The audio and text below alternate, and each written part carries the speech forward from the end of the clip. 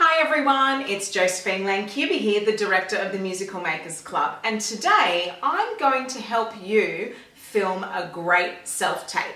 I've got some tips and tricks that I'm going to share with you that I've learnt along the way in my career, and I've got 6 key points that I think are going to really get you over the line and improve your self-taping skills.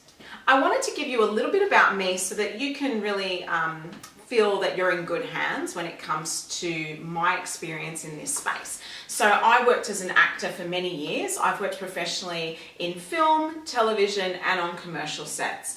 I'm also a talent agent. I submit these tapes on a regular basis as an agent to casting directors. So this is something that I think I can really help you with. So here are my 6 key points. 1, choose your device. 2, good lighting matters. 3, choose your co-actor.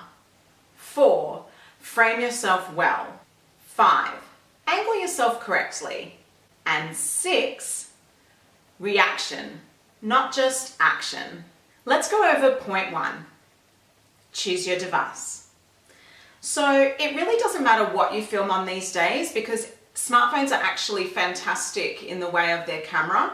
And you can absolutely film yourself on, a DSLR or a really great camera if you have one. But if you don't, then these things are totally fine.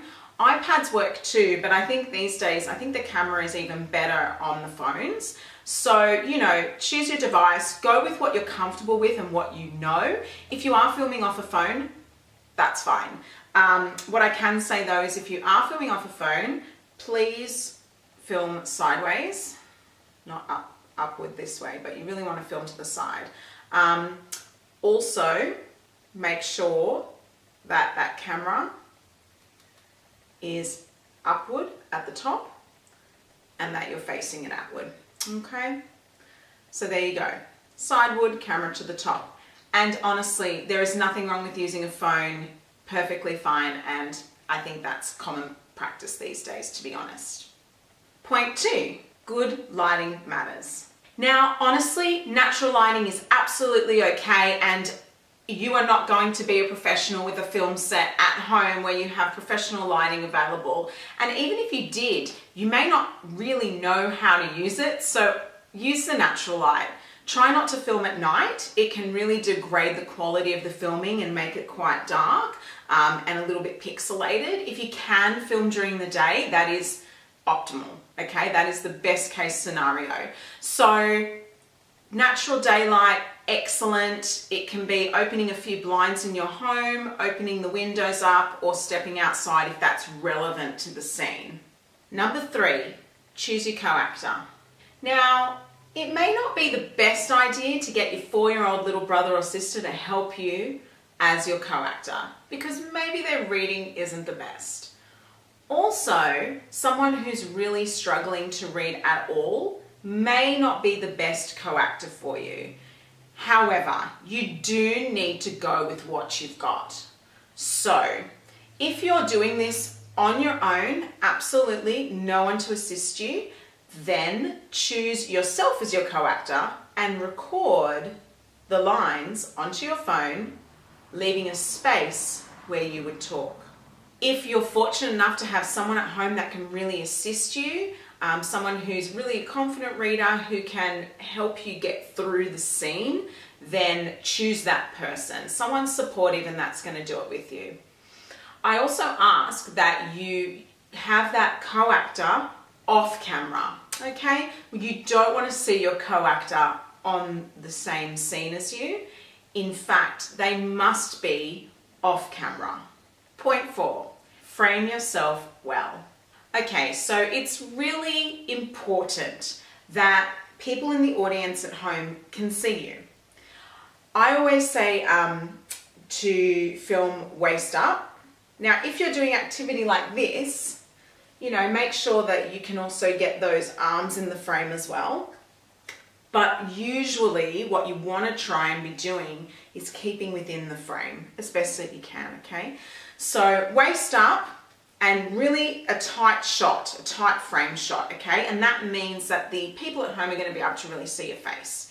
Now, if you're doing something that requires action, movement, dance, action, I don't know, you're doing a jig in the backyard, whatever it is, then I would recommend a whole body shot. That doesn't mean you change the angle of the phone, or if you're using a phone device. If not, then it doesn't really matter.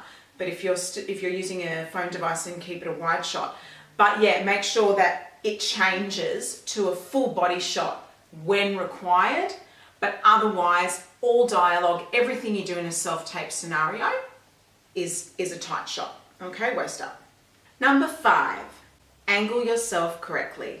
Now, the way I'm talking to you at the moment is not how you're going to film your self-tape, unless you've been directed to speak directly to the camera. In that case, sure. But if you are self-taping a scene, a 2-player scene with other actors in it, then you must angle yourself slightly off camera. Okay? So I will not talk to the lens, I will talk slightly off camera. And if you have an actor who's also with you, your co-actor, as we talked about in the previous point, they will be standing behind the camera, slightly offside of the camera, away from the lens. So I'm having this conversation right now with them, okay? And that's how that's going to look. This is really important to get an authentic feel. If you watch a movie, you don't see the actor talking to camera, again, unless directed to do so, which is not very often. But any television show, any movie you watch, they don't speak to the camera. They're always slightly angled and speaking to someone off camera. My final point, point 6, reaction, not just action. I see this time and time again as a talent agent. When people send me submissions for self-tapes, I honestly can say that the majority of people forget the reaction part of their scene. If you're an actor, it's really important to listen to what's happening in your scene or react to what is going on, and not just act when it's your turn to talk. Part of acting is the authenticity that really is surrounding your character and scene. So in real life, when someone tells you something, you would naturally react to that. Okay, you listen and you react. The same goes when you're doing your self-tape. Listen to the other actor, absorb what they're saying and take it on as your character would. Okay, react, don't just act. Thanks everyone for watching. This video is perfect for anyone who's starting out and really wants to learn how to film a great self-tape. Not just for our club members, but for anyone really who wants to achieve that skill. Thanks for watching. See you next time.